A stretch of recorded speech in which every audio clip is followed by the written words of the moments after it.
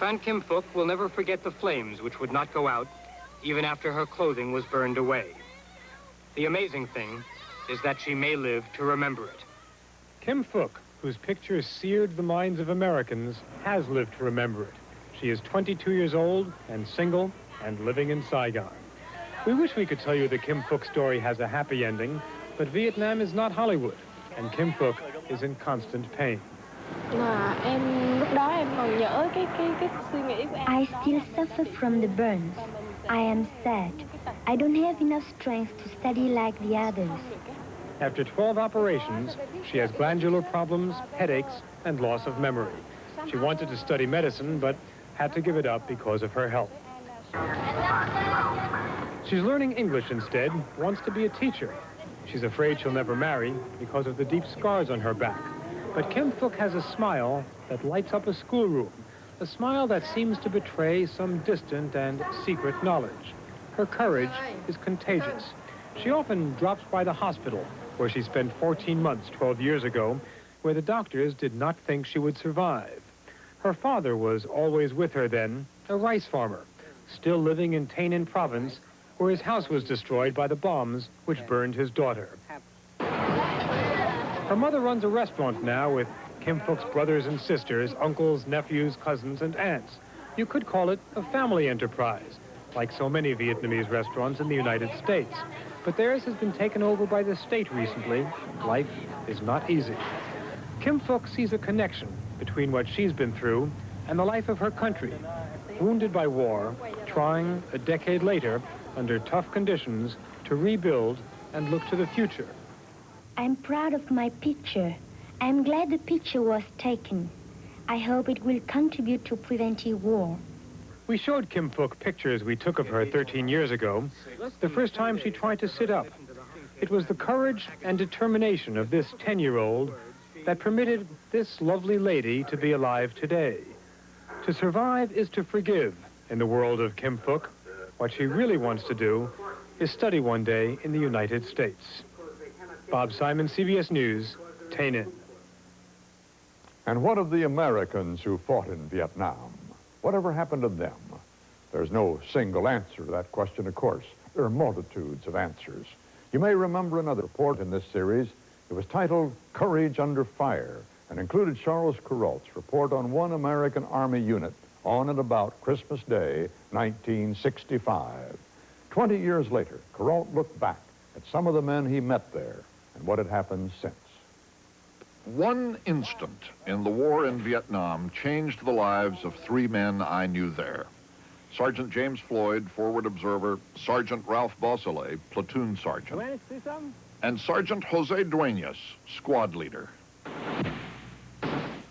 In 1965, 20 years ago, before the war turned sour in the nation's mouth, they were doing dangerous work at the edge of a booby-trapped jungle at a place called Lai Khe.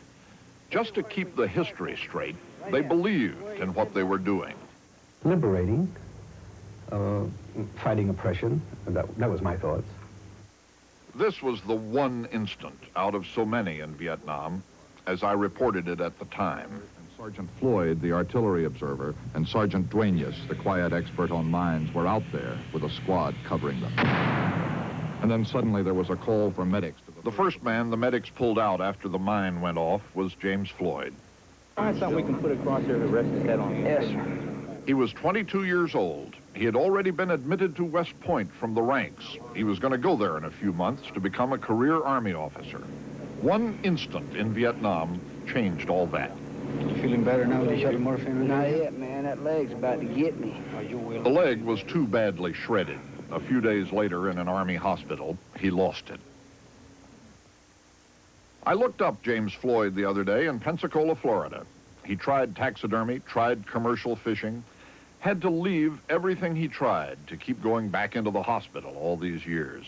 What's left of his leg keeps deteriorating. He's had a stomach operation. He's had 3 heart attacks. He's 42. A used car doesn't run as good as a new one. and you have to keep replacing parts, so.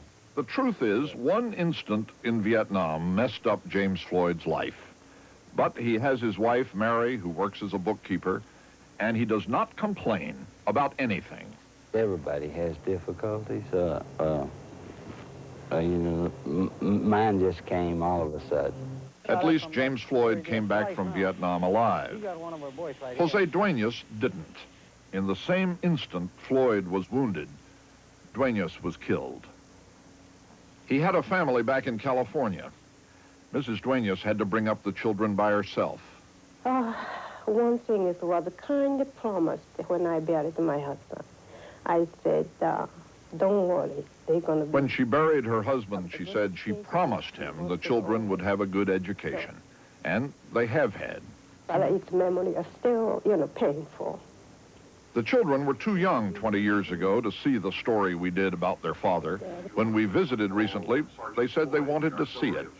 And Sergeant Duenas, the quiet expert on mines, were out there with a squad covering them. And then suddenly there was a call... It was only one instant of many in Vietnam.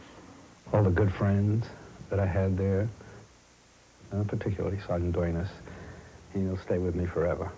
20 years later, Ralph Beausoleil, retired from the Army as Sergeant Major, winner of the Silver Star for gallantry, has no apologies to make for fighting for what he still thinks was a noble cause in Vietnam. So much energy to help these people, really, wanting to help, honest, not just putting time, but wanting to help. That was great. It was a great feeling. One instant in Vietnam cost Cecilia Duenas one of the most important memories any child can have. I remember the nuns coming over afterwards. And I remember a lot of the cheers, but I don't remember anything of my father. The same instant cost James Floyd his leg and his promising future. But he says this. I don't harbor any bitterness. It'll eat you alive. The same instant cost Ralph Beausoleil his best soldier and one of his best friends. He says this. You don't want us to win the war, then don't send us over there. God, don't send us over there. Verona tried to stop crying. Ralph Beausoleil didn't even try to stop. It was there they found out Jose Duenas was killed. It was just one instant out of so many in Vietnam. Jose Duenas was the bravest man I ever met. Multiply this instant by tens of thousands if you want to understand what war is. But just to keep the history straight, Beausoleil, Floyd, and Duenas all thought they were in Vietnam to defend freedom, to do something decent and fine. 20 years later, we heard from them and their families not one word of bitterness or regret. We did, however, hear this. Don't tell me I wasted all those men. I will not stand for it. I will not hear it.